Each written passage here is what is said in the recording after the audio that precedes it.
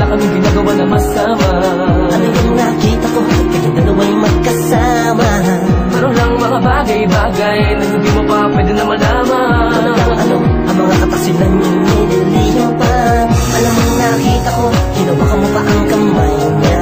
Huwag mong sabihin na ako lamang ay namamalikmat na. Bakit ba pinipilit mo na minamamagitan sa aming dalawa? Gusto ko man sa'yo sabihin kung bakit kami magkasama. Ang pili niya sa akin, ano mang mangyari, ililihim ko. Gaya ng pag hindi ko siya kasama ay ikaw naman. Huwag mo na akong paikutin, mahirap na sa aking lahat. Iya pala, ika'y lumayo, iniiwasan mo na malaman to. Basta mundong ito ay di na magtatagal. Pagmamahalan natin na nabuo.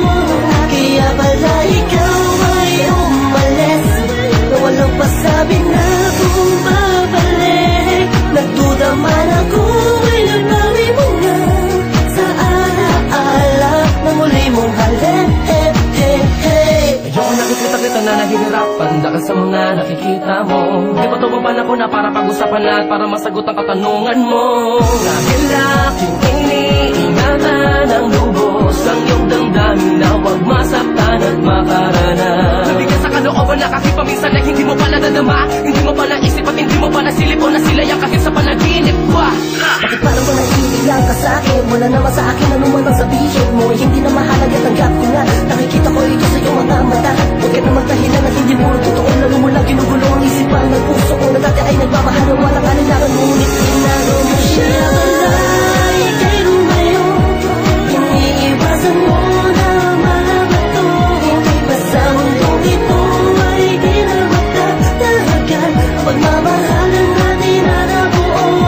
Kaya pala ikaw ay umalis na walang pasabi na kung babalik. Nagduda man ako ay nagbawi mo na sa alaala na muli mong halin.